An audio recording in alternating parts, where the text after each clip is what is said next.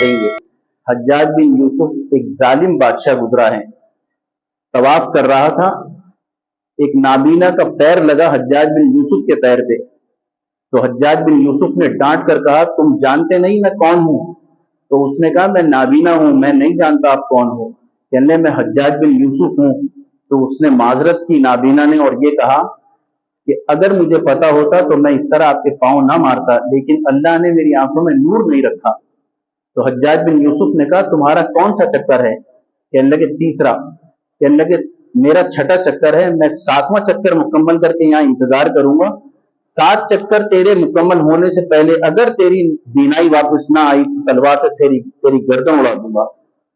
یہ کہا لکھا ہے میرے دوستوں کہ چھٹے چکر میں اس نابینا کی بینائی آ گئی۔ اس نے کس طرف سے اللہ سے مانگا ہوگا، کاش ہمیں پکارنے کا وہ طریقہ آ جائے۔ آمین۔